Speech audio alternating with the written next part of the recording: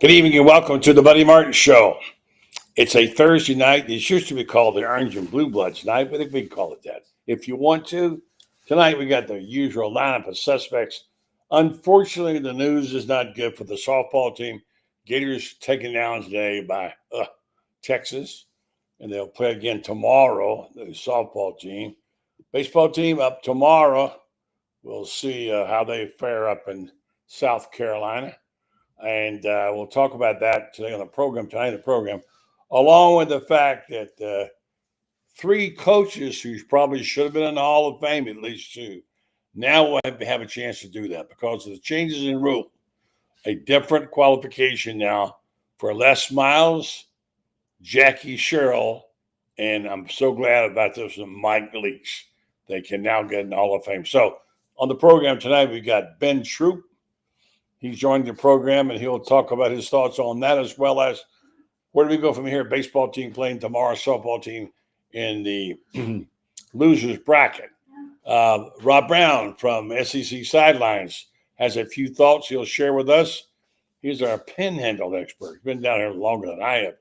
And Franz will come out of the archives for writing his book and writing columns and stories. He's a busy man, making you feel welcome tonight. Been a rough week for France. So all that coming your way tonight right here on this program. It's called The Buddy Martin Show because I'm Buddy Martin. Yes, it's time again for Buddy Martin. Call him up and tell him what you're thinking. But be kind because he's doing the best he can. Better, stronger, faster. Mama says that alligators are ornery because they got all them teeth but no toothbrush. Hey, what if the voice calls while you're gone? Take a message. Bye. You ready, champ? I'm ready for this my whole life. I'm incapable of small talk. But that's why you love me, right? Kind of intimidating to be in the presence of so many great athletes.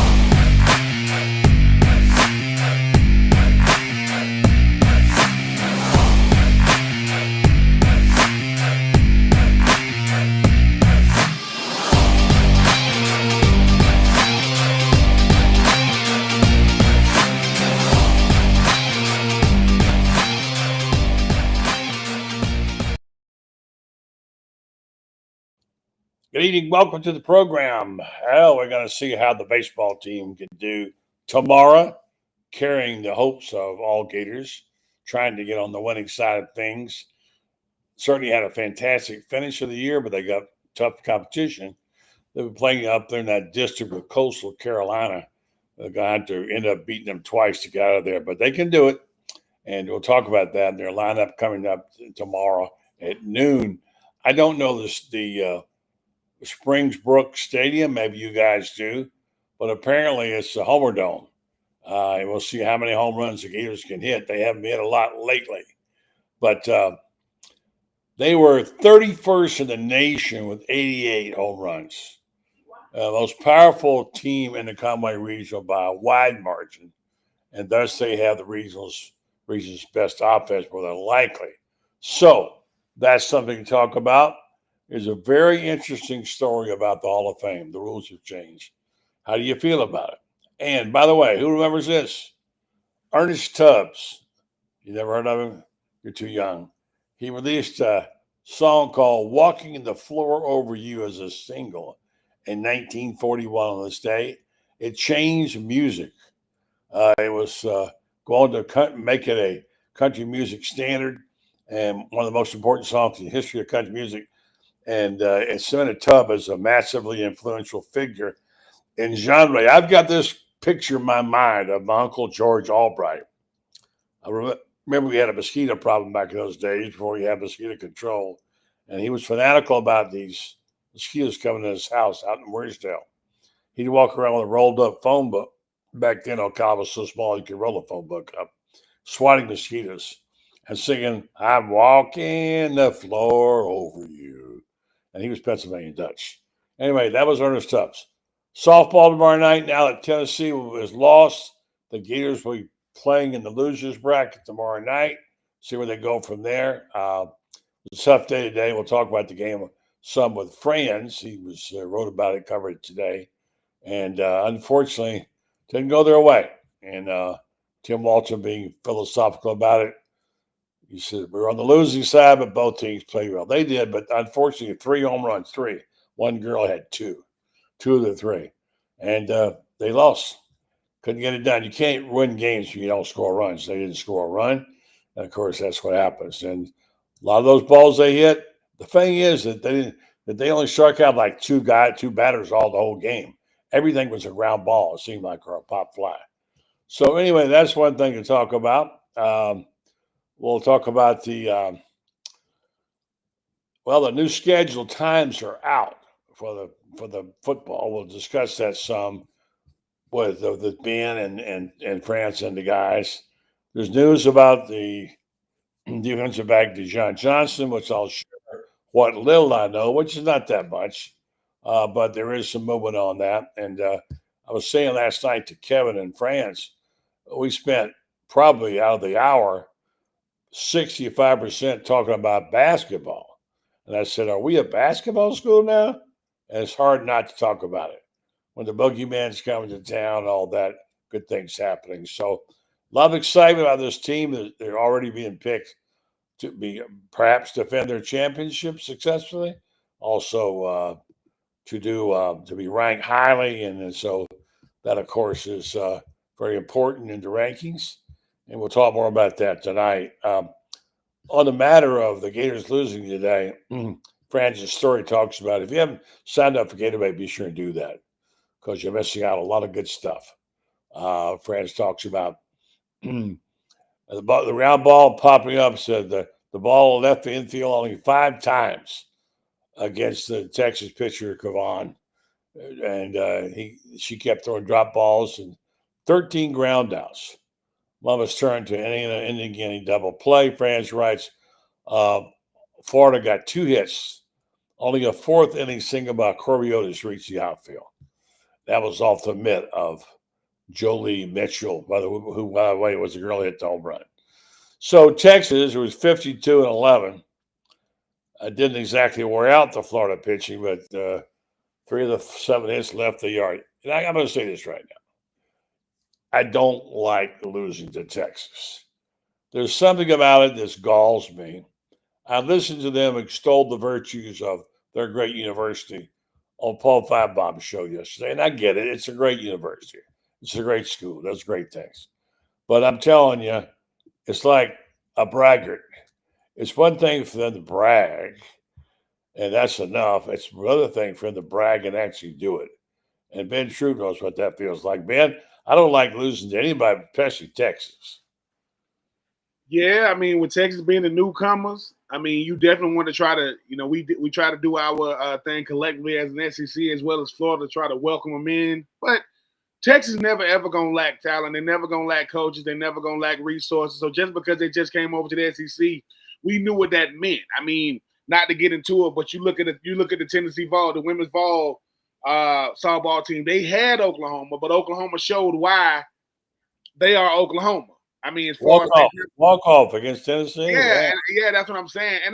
And I think the thing about it is, too, buddy, we understand. Listen, women's softball in the SEC is on par, if not just as great as men's baseball in the SEC. When you start talking about how great, not good, how great these teams are top to bottom, and like you say, you don't want to lose to Texas. You don't want to lose to anybody. But I think when you talk about this tournament and how great these pitchers are, how great these hitters are, how great the outfield, and how great it's like you got some of the best baseball softball being played any inning. So it's unfortunate and it's hard on you, but it's not going to be no easy wins. It's not going to be no easy outs. And listen, that pitcher for Texas, I mean, she is truly dynamic. I mean, she really, really is. But I think, buddy, that's why you come to the University of Florida, though. You don't duck nobody. And you understand that Florida is just as much the hunted as Oklahoma is, right? And I get it. Oklahoma is the premier softball program in the country right now. But Oklahoma and Texas both wanted to come over to the SEC because they was like, look, we're great, but that conference is great. we've done some great things individually. We want to be a part of this collective known as the SEC. And I'm still very impressed with what our softball team is doing because we get so focused on the male sports in college athletics in general. The women's sports are just as dynamic, just as competitive, just as talented, just as gifted. And like I say, buddy, just because Florida ain't winning national championships every single year, they're highly respected. People like, Florida? Oh, yeah, man, you got to deal with them. So, hey, it is sexy. And like I said, it's unfortunate, but you bounce back, hopefully, and we'll see what happens. Obviously, Franz is doing a good job. I know Franz and Lauren are probably like, keeping it close to the vest when it comes out women's softball team. But I'm still proud of them. And like I said, I think I saw Scott Strickland. I think he was on a fine bomb with his shades on, talking about – and think about Scott Strickland, though. You talk about basketball. Then you go right into baseball. You talk about softball. Track is right around the corner. You talk about what golf – is doing. So it's, like I said, I don't know who got the most freaking fly miles out of Scott Strickland and Greg Sankey. Probably Greg Sankey because he got a bunch of teams to choose from. But like I say, buddy, no lack of excitement in the spring. We still coming off that high of the basketball team. And Joe Kim Noah said it. They asked Joe Kim Noah, is this a basketball school now? He go, oh, no. Florida will always be a football school, but we want to make sure that basketball is highly respected like football is, which it definitely is. And the guy that said Florida has the best men's program in the last 25 years in college athletics, where's the lie? If you did it in the 90s, you did it in the early 2000s, you did it in the mid-2000s, and now you start talking about 2025, that's 6 national championships in the last 25 years, and give or take, and you start talking about the fact that it's been yes, everybody has some down. Like people gonna say, what about the down years? Name a school that doesn't. Most of the time when we're talking about college, these college teams, we're only talking about one sport. We're not talking about basketball. We're not talking about baseball. We're not talking about softball. We're talking about football. Well, Florida is hopefully getting back to what we used to in football. Ty Golden, but I don't know what you said about him when he first got here, but the recruiting wasn't going to be a problem. It was getting his guys in there. I didn't know that much about him. I didn't know that much about him except what we read on the West Coast, and Franz knew a little bit about him. But getting back to one thing, and I think Rob hit it on the Rob S. Well, we're going to have Rob Browne on in just a minute too. And this, I'm going to tell it like it is tonight, okay? It does gall me to hear Texas crowing, okay? Everything's bigger and better in Texas. I know a lot of Texas. I have a lot of friends in Texas. I get that's who they are. But here's what I heard today. I listened. Number one, I heard the AD from Texas just going on and on and on how great the state of Texas was, how great the university was, how great the programs were. And this is not only that, but you want to see a nuclear scientist. You want to see a great statesman. You want to see a congressman. You want to see, we got them all from Texas. Well, let me tell you something. Texas is not the beginning and end of the world, okay? There's some great things. They have a big state, about 35 million, whatever it might be, like Franz talked about. They have many good things. But who is called the everything school? Oh, that would be the University of Florida. That be Texas, okay? For so many reasons, too. You know what? I got to play with a lot of guys that went to Texas. I played with Vince Young. I played with Bo Scaife. I played with Ahmad Hall. I played with Michael Griffin. You heard it, too. Well, here's the thing, buddy. Here's the thing, right? Vince Young, he has that Rose Bowl 2005, him and Matt Lyon of USC. Beautiful game. I'm talking about a beautiful game. He gets drafted in 2006, right? And he was like, hey, Troupe, man, he talking all this, talking all that. I said, man, I will put Florida versus anybody. What did Florida start doing right after? Uh-oh. Here comes Urban Meyer. Here comes the national championship. And the thing was, he was like, when he was asking me about it, he said, because the thing about the University of Texas, I said, y'all the flagship university in Texas. I said, I would know a little something about that, being the flagship university. I said, y'all are the premier school in the state. I would know a little something about being the premier school in the state. Mm-hmm. I said, but here's the thing, though. Here's the difference. Outside of football, maybe the Texas relays. What is Texas known for? And he started naming off this stuff. I go, I ain't asked you for moments. I asked you for natural. Kevin Durant went to Texas. He played for Texas basketball. What did he do? Now he scored a bunch of points. He was an incredible player. I think for Florida, who was on the front cover of the 2026? You know what I'm saying? NCAA. That would be some guy named Tebow and another guy with initials. And here's the thing, buddy. That's Tim Tebow's second time making the cover, by the way. That's the second time. I think that when we get to talking about Texas, right, when your AD has to come out and say, like, pub you guys up, which I expect the AD to do that. I think in Florida, we make people mad because the whole world's seen it.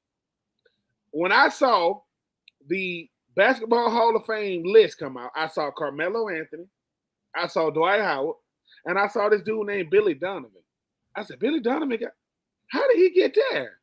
Oh, I know how he got there. And I think that's the thing, buddy, is we have, not saying Texas don't, but the University of Florida is solidified. Like somebody will go, hey, man, Texas got Earl Campbell. Florida got Emmitt Smith. Texas got Tim Tebow. Texas got Colt McCoy and Vince Young. We got Steve Spurrier, Danny Warfel, Tim Tebow. And I tell people this, I go, y'all don't want to do this, man. You do not want to start going down the list.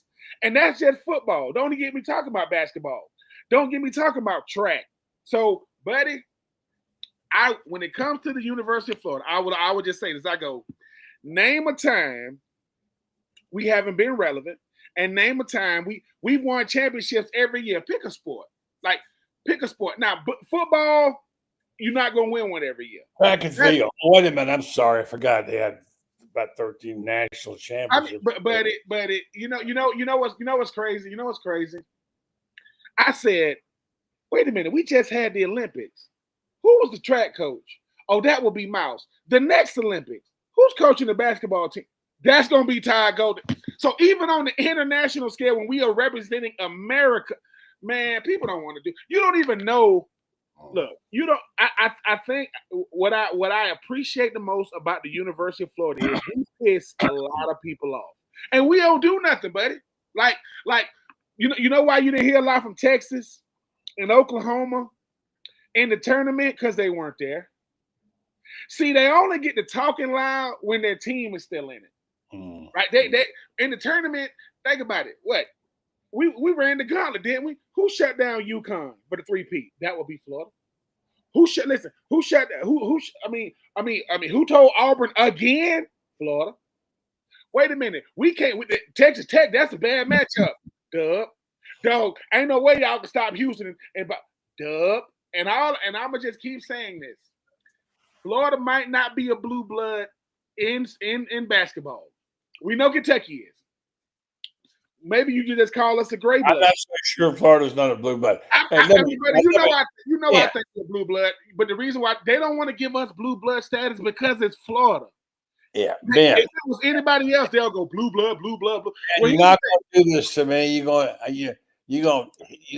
I'm not going to drink the Kool-Aid yet this year. Every time I talk to you, you're going to talk about having that hat that says Ben's Big Lids, whatever, Gator bait on it, which would be good, by the way, if you had it. And you got some great hats up there.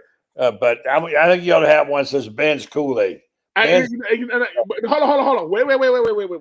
We all got our Kool-Aid moments. I go back. No, listen, I'm just saying to you, making me weak here. The DJ Lagway Kool-Aid, I'm drinking it. I'm not drinking that Kool-Aid. I'm drinking this plain old water. I'm not going to drink that banned Kool-Aid. You do this for every time. You give me some fired up. I'm ready to pick the national champion. But here's the deal. I'm a homer. They all call me that. That's fine. I'll take that. You're like Pastor Ben. You carry the gospel of the Gators with you, and you get to preaching, and we hear some amens. Next thing we want to do, what do I sign up for Ben's Kool-Aid? I got to get some. Here's the thing. I'm gonna be a little bit objective, a little bit. I'm a journalist. I got to keep it. I'd like to hear you preach. And they love to hear you preach. They all love to hear you preach, and it's good to have that. You got to get those pom poms also when you talk. No, listen, Nate. Ben, I'm not knocking you. I'm just saying. No, I know. Here's the thing, though, buddy. People, the people that be telling you, oh, Buddy is a homer, but no, that's not true because, like you just said, you're a journalist, so you have to write, and writing is a lot different than speaking because you got to be more. Listen, that journalistic integrity, that's what you came from. People don't like it when you tell them the truth.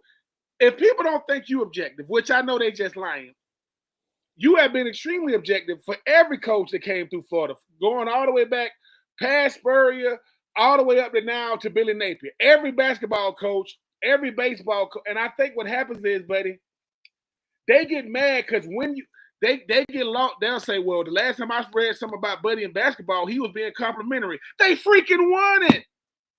Like, what are you supposed to write if they win the thing? Right?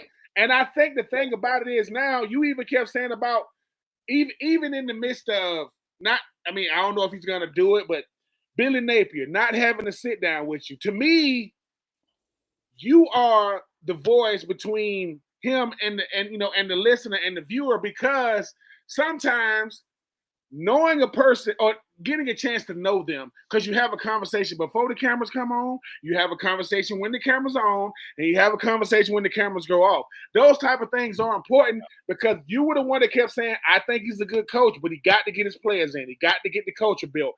Is he going to keep calling plays, which, he's doing. And I think, but we all knew that he was missing something. Started off with Anthony Richardson, but we knew the offense really wasn't going to be really as dynamic as it could because you had a player like that. But now the Graham Mertz for Billy Napier is what Kyle Trask was. No, Felipe Frank / Kyle Trask was to Dan Mullen's offense because you got to have the right person to run your offense. I think DJ Lagway is that guy, but I will give you your flowers, buddy. You kept saying this DJ Lagway kid, he just looks different. It's just something different about this kid. Now, it's a sample size. Very, very small. I get it. But 8-5 with the hardest schedule in the country is not being talked about enough. We had the hardest schedule in the country last year and went 8-5. And I get it. It's some games that got away from me, like Texas A&M, Miami, Texas. I get it. But everybody you lost to either went to the college football playoff, had an opportunity to go to the college football playoff. Miami lost to Syracuse. They didn't go to the ACC championship. Texas A&M lost to Texas. So Texas and Georgia played for the ACC championship, and Tennessee got in. That's your losses. All right. Now, let me clarify something before I get too carried away here. First of all, I made some progress on one thing, and I don't have a problem with Billy, and Billy didn't have a problem with me. It's communication. The SID they had before there was not good about conveying that information. Since that time, the new SID and I have talked, and he said he's going to make it happen. He's offered an opportunity when I get a chance to be there, sit down with him or at least have him on my program. And, right now it's not a good time because he's traveling and he's not involved. But I don't think it's – look, I like Billy Napier. Yeah. He stands for a lot of the things I believe in. I don't like some of his play calls. I didn't like some of his Spurrier's play calling either. Well, I said, but the bottom line is that I don't have a Billy problem here. I do want to say I don't mind being a contrarian sometimes, okay? I sometimes they zig and I zag, okay? Yeah. I don't see it the same way they do. Yeah. And I think it's my responsibility, even if I'm wrong, to say this is how I see it. I don't see it that way. I saw DJ Lagway. It didn't take me that many. I watched him on film in high school, and I watched him here.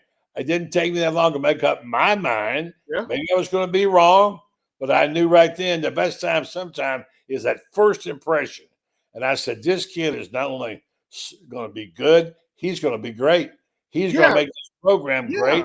And I can't wait to see him play. Now, okay, I've missed before. I've been wrong, but I didn't think I was going to be wrong on this one. Yeah, So but it's have, my but job. buddy, have you been wrong or have you been objective? Because people go, well, Buddy Martin was wrong. No. Most of us aren't willing to do what you do. You said, listen, I put my opinions and I put what I feel. I got my penmanship. I'm willing to put it out there because once you put it out there, people can read it. But here's the thing: no matter what, you represent a lot of perspectives. You're not gonna find nobody that's gonna lean. Somebody gonna be left leaning, right leaning, whatever you want to say about it. When it comes to DJ Lagway, you're not just talking about what you saw. That's based on quarterbacks you've seen over the years. Like, hey, I've seen some guys come through here now, and when football is the ultimate eye test. What I see has a lot to do with what I say, what I write, what I feel. The thing about DJ Lagway, he was the Gatorade National Player of the Year. That's got to mean something from Texas, by the way, where they breed quarterbacks. Number two, I remember, and buddy, you wasn't privy to this. You know how many people I heard behind the scenes saying, "We're not gonna get DJ. They're not gonna be able to afford it. He's gonna flip. He's gonna flip. Did he flip? No. Did he do what he said he was going to do and help us bring recruits in? Yes. He did it two ways. He actually went out there and tried to help get guys, and his play on the field was like, hey, I want to play with that dude. So, but buddy, it's not so much Buddy Martin was right or wrong. Buddy Martin represents a perspective and a viewpoint that a lot of people do, and you put it out there. And here's the thing, though, buddy. Why is it when you write, people get quiet, but when you not right, everybody got something to say. Up to the territory. It's like when you play tight end, you drop some balls. You're going to get a lot of, you've heard that before. You didn't drop many, but I want to say this. I might say, like, I picked Florida to be 7-5 last year. They say, well, I picked them too. Well, you didn't put your opinion down on black and white. You thought it, but nobody, when they didn't make it, you have to answer it. Nobody. Yep. When I put mine down there, I'll be accountable for it, whatever, and I know I'm going to be wrong. But at times. But sometimes I'm right. And so I'm going to keep putting it out there till people say, shut up, old man. And I'll stop.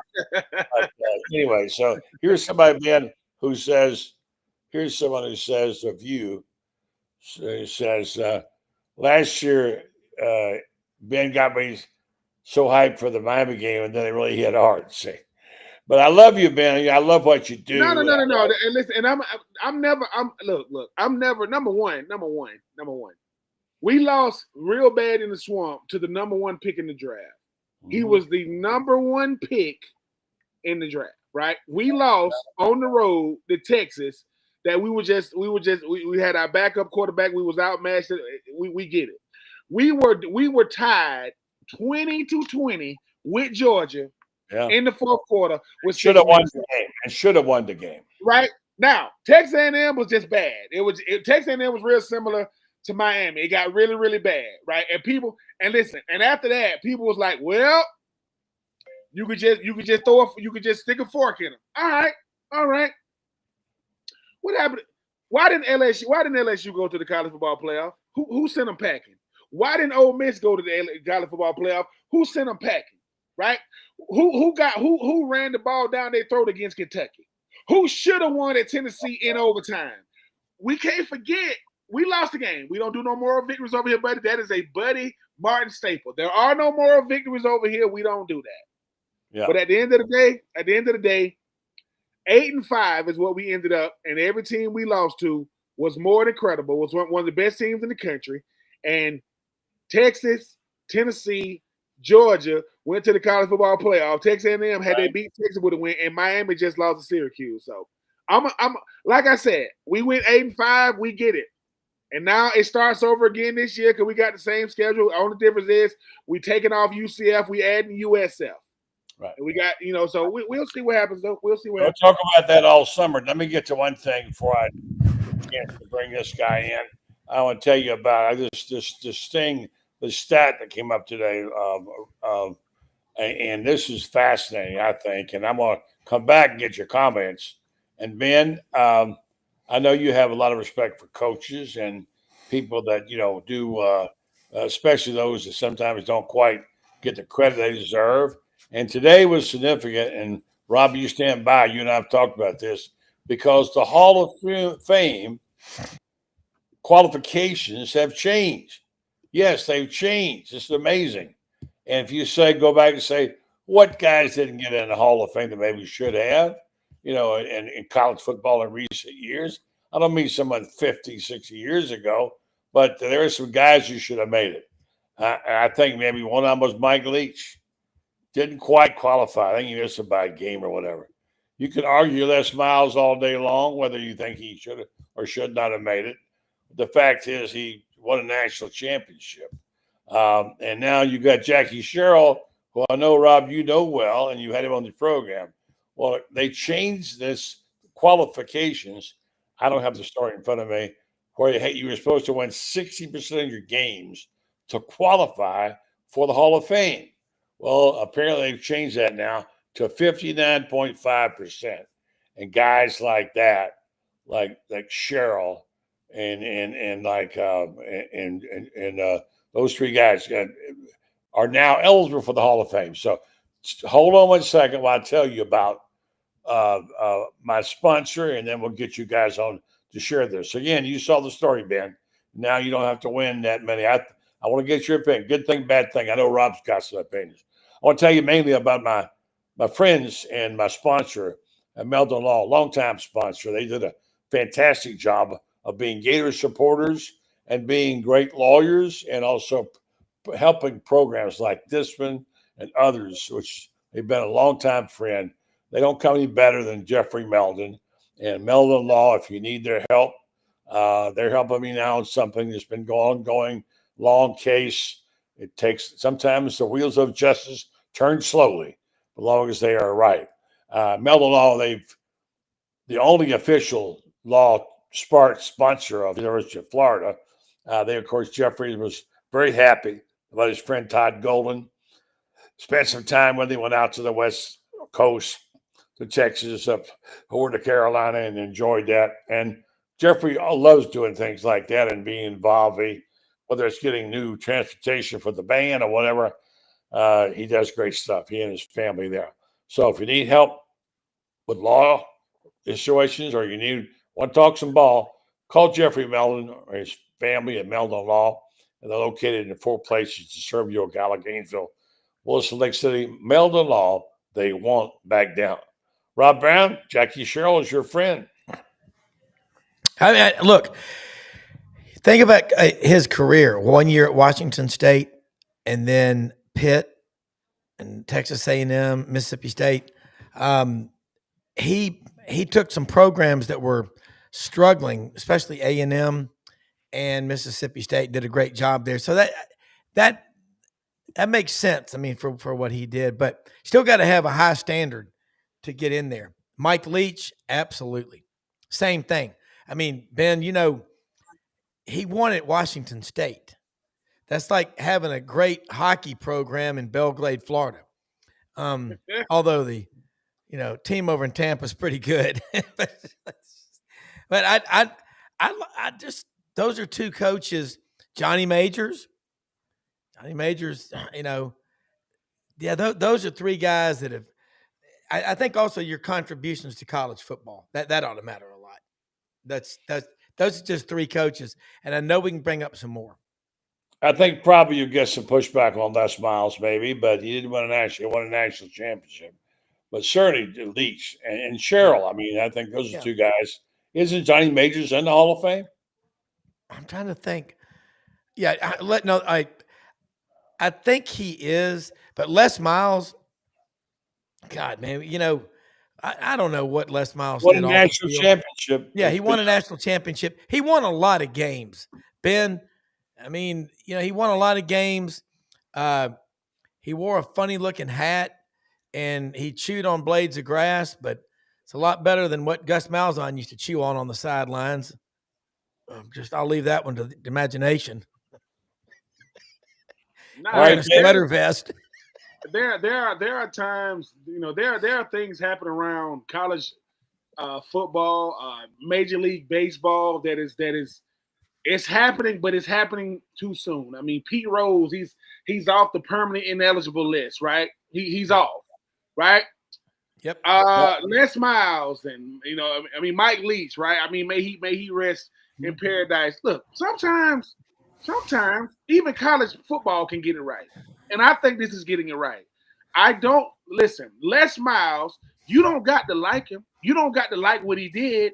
Yeah. When it mattered, he got it done. When it mattered at LSU, he got it done. And you don't got to. And I think what happens is when they start talking about putting people in, we're talking about what they did in that coaching position. We're not talking about what they did outside of it, because as they would tell us when I played, just because you don't know my worst moment don't mean I ain't got no bad moment. I got some awful moments, but they wasn't televised. No one heard about them. No one saw it. Because as much as we want to judge people on their best moment, you are judged on how bad your bad was. That's how we look at a lot of people. How bad was his bad? Yeah. Well, how bad was his bad talking about what? You talking about football? His bad wasn't bad. His bad was still good. You don't get in the Hall of Fame by being okay and having moments. You get in the Hall of Fame because when people mention you, people go, oh, yeah, man. Oh, God. Like, that means that people who didn't know about everything you did still watch you from afar. When Leach came over to the SEC, we was like, we already knew it was coming.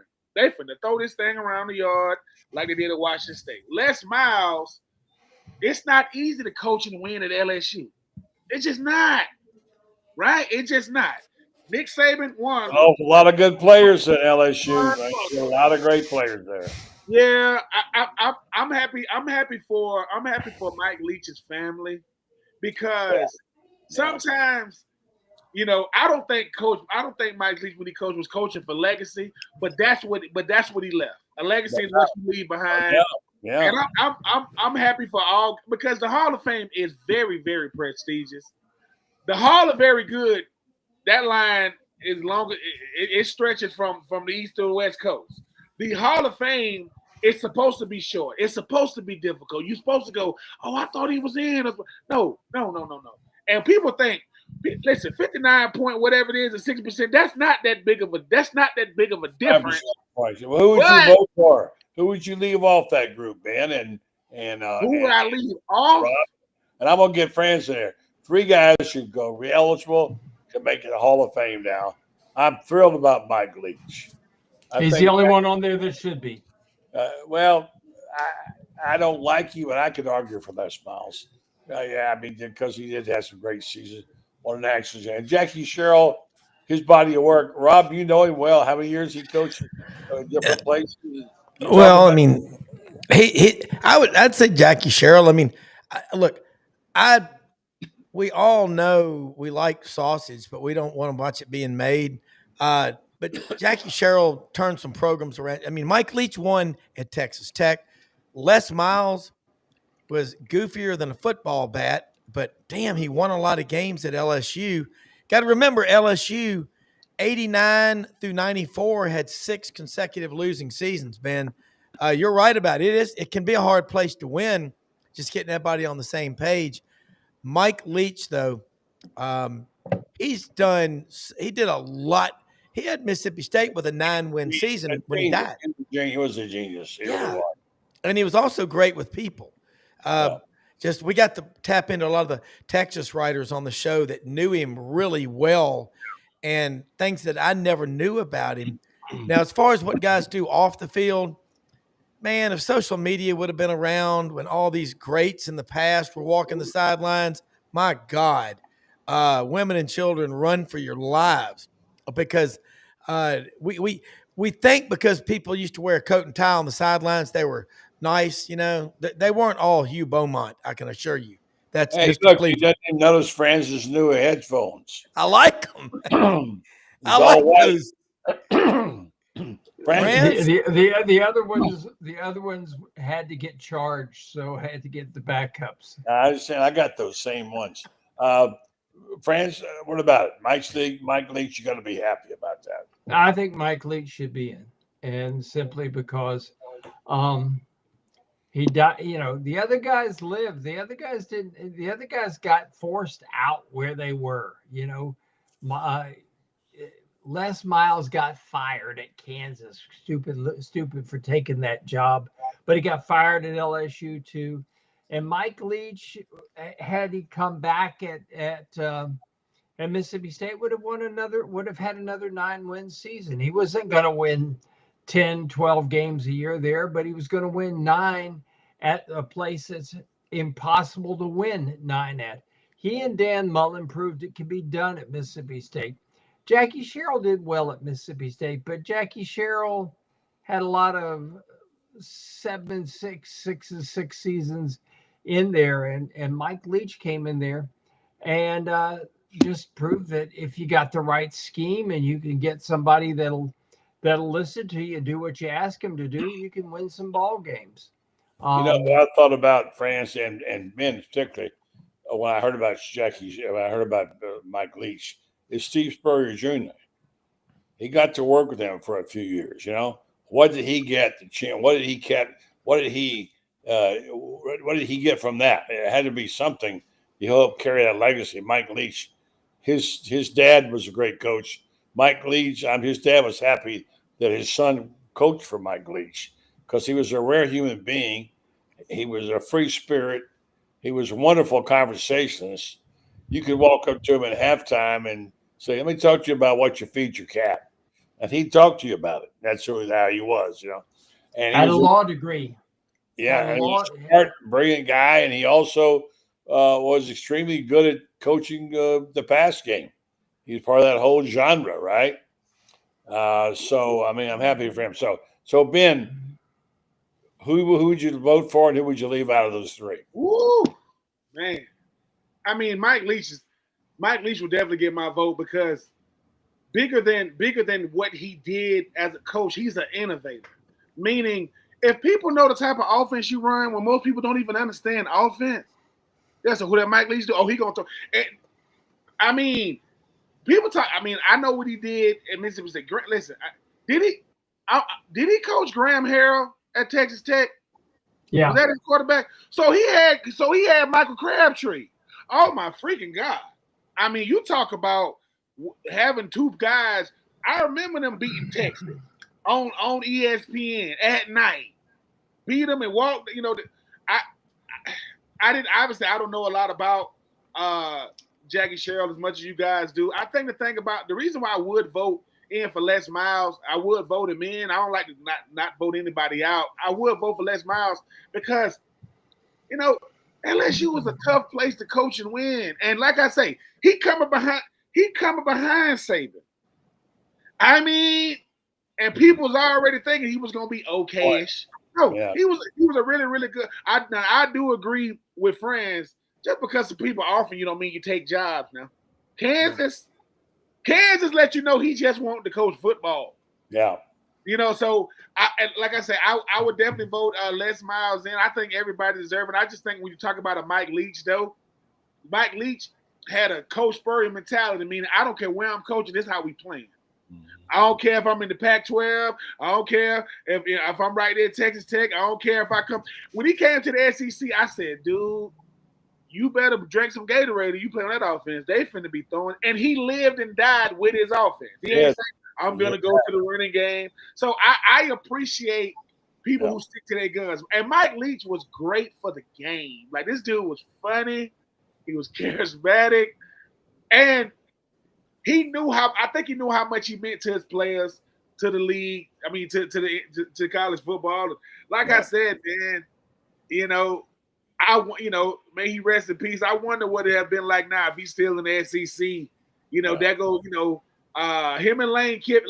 I would love to hear what Lane Kiffin would say about Mike Leach, man. Because like I say, if you ain't got a sense of humor, you can't be around a guy like Mike. He made you feel like you knew him, even if you've never had a conversation with him. Right. Can you imagine him at the SEC meetings this week with all the crap that's going on with Brian Kelly trying to act like he actually speaks for the SEC coaches? Brian Kelly speaks for Brian Kelly, and nobody likes him in the SEC. And quite frankly, I don't know if his wife likes him. I hope she does. But at any rate, you got Mike Leach proclaiming he's talking for the SEC. You got people saying we got to have 8-game seasons so we can still play Western Wenatchee Technical Institute and homeless shelter. for homecoming, and you got other people saying we need 9 games, and play one against the Big Ten. What BS? You know, there's a simple solution to it all. 16. If you want to go 16 teams, either you take 8 conference champions and 8 at large, or you take the 16 best, one of the two, nothing else. Nothing else. Don't guarantee nobody gets any guarantees with the 16. If you want to guarantee, then you got to guarantee all 8 conference champs, and then you got 8 at large. All right, let me do this. Franz, hold on one second. I got a lot to catch up on. I want to get Ben out of here. He's got things to do, and I want Rob to weigh in first on Rob, who you vote for and who you leave out of those 3 coaches. I put in Jackie Sherrill, Mike Leach. I think both of them, they won at programs that were not easy to win at. Les Miles won at Oklahoma State. But remember, Pat Jones had success there when he had Barry Sanders. And Kansas is not the worst place in the world. They've got a pretty damn big endowment. But I would, and I don't dislike Les Miles, but Leach and Sherrill would be my 2. All right, let me get Ben out of here. Any thoughts about the softball team having to dig out tomorrow night against Tennessee, and the baseball team kicking it off at noon tomorrow? Ben? I think our softball team I think they built to play their best in adverse situations, just as those young ladies from Athens. We've been here, but there's nothing that they're going to see now that they haven't done throughout the course of the season. I think we were at our best when our backs are against the wall. And look, I don't know how many years came off my life in the NCAA tournament. Our baseball team was getting ready to play. Good God. Yeah. I don't know what it is by inning 6 to 9, friends. Our bats will wake up. But before I get out of here, listen, I'm just talking directly to Buddy. Buddy, listen, I don't know if you saw him. Ron Acuna Jr. is back. He's not hurt anymore. I can't hear you, man. I got some interference in my ear. I can't hear anything. I'm watching the Rays beat the Astros right now. Listen, all I'm gonna say is, as long as you don't put on the Tampa Bay Rays hat, I will not pull out my Braves hat. But if you sneak one in, buddy, I'm telling you, I'm ready. I got some fresh. All right, I want to see that Kool-Aid hat of him. Kool-Aid. Drink Ben's Kool-Aid right there. Yes, I ain't drinking this year. You're not gonna get me on this one. Right. Thank you. 84 Reasons. Check him out. Thank you, man. Appreciate it. And wow, man. Acuna first hit though. Well, he's gone. 470 feet. That was incredible. He's gone now. But I want to get you guys in a conversation here in the last 10 minutes about where we stand now. Franz, you wrote a nice story on the softball team. It's brutal to lose to Texas on anything. I could very easily fall into the lapse into my mentality you have for Georgia when you talk about Texas, because Texas always got to be one up in you. There's 2 things I want to ask you about, Franz. First of all, the schedule came out on football, and I want to get into the baseball. Schedule is, we know now that it's a night game in LSU. They posted them today, and those are out there. That's brutal. I think that's their first game, isn't it? First home game, yeah. At LSU is a night game. Yeah, well, LSU's got they're opening up with Southern Cal, if I'm not mistaken, and then they get maybe it's southeastern Louisiana, or it might be a convent.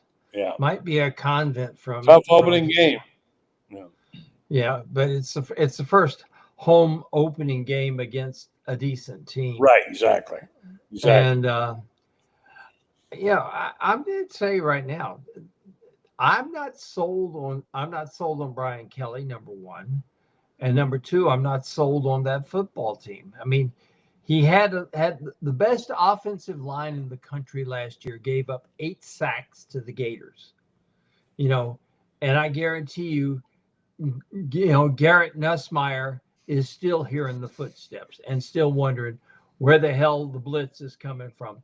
And if you think that last year was fun, wait till this year, because now that our defensive coordinator has had a year to get in his head with the creeper defense, He's going to be showing things that he showed last year, and then pulling the rug out from under him. This is going to be like Lucy and Charlie Browne with the kicking the football, and that he's going to be showing this.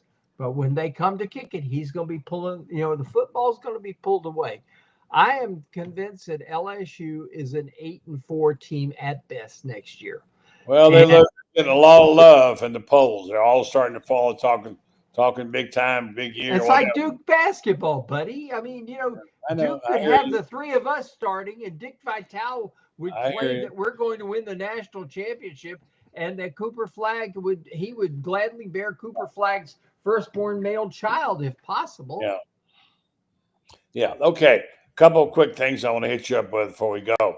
First of all, have you heard anything, Franz, about Dejon Johnson? He's still with the team now, and that recent arrest, he's not been charged, but he's not kicked off the team. And have you heard anything about that other than what's on the internet? The only thing I've heard is that they're going to let the system play out. And one way or the other, there will be, he's not getting off easy, period. Yeah. He's going to have consequences for his actions. No. If it's true that the gun belonged to somebody else and whatever like that, no. He's still going to have to pay the price for a bad choice of people you hang around with. Yeah. Because that's one of the big things Billy talks about. Is it's not just what you do, it's who you hang around with. Yeah, no doubt. You're who company you keep. By the way, my mother's told us that. Hey, Rob, I'll ask you as a sort of an outsider, although you're on this program a lot, and a lot of Gator fans know you. Is this impressive? I read this today. Florida's the only school to make the Women's College World Series, the Final Four in college basketball, a bowl game, and a baseball regional. You know that? Well, and they're also the only school to win 3 national titles in football. This is just more impressive, but it goes back to what Franz says, 268 SEC championships all time. Georgia's the second most with 148. I think it's just more of the same. I mean, in a good way. I will never say anything just to be nice or to placate people. I've always watched Florida from afar as a rival, watching them play, but just like going, damn, they got a lot going on. Yeah. That's why when they stumble in football, you're just like, this isn't supposed to happen. All right, 2 more things before we get you guys out of here on time for the executive producer hollers at me. Whose job is it to call balls and strikes? Did you see the softball game where Florida had the plate umpire call strike 3 out, and meanwhile the catcher threw it to first base, and the third base coach in the same frame said no, he didn't go or whatever. So there was 2 calls, and the plate umpires, what the players heard. I mean, who's calling balls and strikes? The ump or the third base umpire? The man behind the plate has the ultimate responsibility. He overrides everybody. Then nobody should be able to advance, in my opinion, when that happens. That's ridiculous. Crazy. The thing is the home plate umpire does not have to ask for help. There's no requirement. He was volunteered to help. If he asks for help and the guy says no, he did not go, he is bound by that decision. Yeah. Okay, fine. He did not go. I'm bound by it because I asked for it.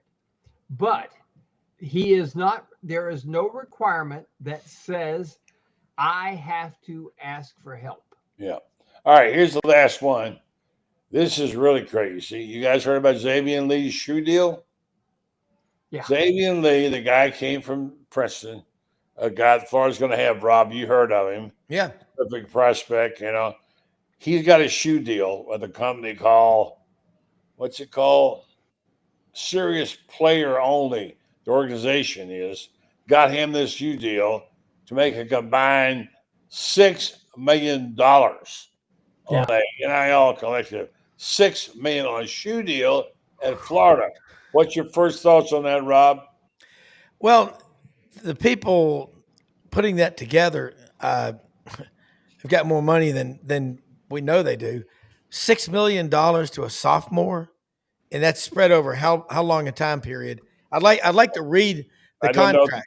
I don't know anything about that. That's what I mean. If that's over 3 years, but nobody stays that long. So, what can you say other than the free market? If it can bear it, it'll pay it. Franz? Well, this is a deal that kicks in the actual shoes, etc., like that, after he graduates from Florida. He's only got 1 more year of eligibility. Okay, so it's a long-term deal, Franz? Yeah, it's a long-term. Yeah, okay. It's a long-term That's what I deal. thought. It's kind of like this. Cooper Flag this year wore Nike shoes and apparel during the game, but was doing commercials for New Balance. His shoe deal going into the NBA will be with New Balance. And so they bet on, they're betting on long term that, okay, he's going to be worth it. And this is what it is. This is how a lot of people are going to get around some of this. We're going to have legislation that's going to change a lot of things. But here's the thing that I was glad to hear. The one thing I thought I took from SEC spring meetings was this. Everybody is in agreement that we got to go to a system that involves contracts. Yeah. Contracts with buyouts and penalties. You can sign a kid to a contract, for example, he's a football player, and if he is under contract to you and he decides to opt out for the bowl game, you have the right then to say, okay, fine, you owe me for everything I invested in you all the way back to your freshman year. You have that right. Breach of contract is a very, very serious thing. And not just in the state of Florida, where it's one of the hardest places in the world, but throughout, most of the places in the South do have very strong breach of contract rules. Correct. And then Rob make a comment, then I got to get a book comment from you, Franz. So we got 3 minutes total, guys. Yeah, Rob? Absolutely. If that's a long-term deal, man, hell yeah, go for it. That makes sense. But if you don't have it in writing, you can't do any fighting. All right, Franz, give me some book. When's it coming out? What's it going to be called? How's the progress of it? Tell me what's going on with the book that you're writing. Progress is we're pushing down the last little bit to get it done. I hope I thought that I'd have it done earlier, like maybe Wednesday of this week. A few things have happened that have pushed it back a little bit, but it's not that far off. And then it's going to be up to you guys who edit and know the book business about what photos go in and what comes in and what goes out and everything like that. I'm just an old cowhand from the Rio Grande. You tell me what to do, and I'm doing it. And the rest is up to the pros. Rob Browne introduced some really smart people in Alabama up around Auburn. Hey, I'm going to help you, Franz. This book's going to be freaking awesome.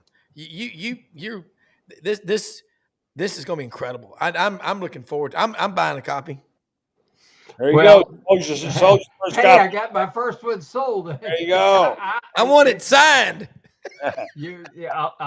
I'll sign it, and I'll even make sure we get a picture of the two of us together. Thank you. Insert thank you very much. Looking forward to it. Thanks, Franz. Thanks, Rob. Thanks, guys. Thank you guys you. take care. Have a good one. We'll be watching the baseball team tomorrow, and we'll be watching the softball team tomorrow night. Thanks very much, fellas. Thanks, guys. Always. Just a time for me to tell you about our good friends at Titan MRI. It's now called Titan MRI Imaging. They acquired Highfield, and Joe Colorio started Highfield in 1997. Now he's back. Titan MRI and Imaging has 3 locations to serve you, 2 in Gainesville, with this Park Avenue location, and now at the Millennium Center, and 1 in Lake City, serving all of Columbia County and Valdosta, Georgia. Titan MRI and Imaging offers the same great customer service. They accept insurance, or you can go through their convenient self-pay options. If they offer MRIs, CAT scans, X-rays, and ultrasounds, easy scheduling, lots of information options, including evenings if you need to do that. Larger MRI machines for patient comfort, no ERs, no hospitals. Titan MRI and imaging, check them out. They're located in North Florida, soon to be coming to Marion County, as well as that. So appreciate our guest tonight. Ben, of course, always is great. Franz Beard, working on that book. And, of course, Rob Browne, who's on everywhere. Good to have him. All three good people. Hope you enjoyed the conversation. There's going to be a lot of hot conversations coming up this fall and this spring later on. So stay tuned for this and other shows. Don't forget, Rob Browne is in the morning will be on, and you can check him out. He does the SEC sidelines. We'll be back sometime over the weekend. We'll figure out what that's going to happen. And so meanwhile, we'll keep you up to speed. And appreciate you listening and watching. Tell your friends and neighbors to check us out here on the Buddy Martin Show and on SEC Sidelines. Have a great one, folks, and we'll talk to you next Monday, or if not before.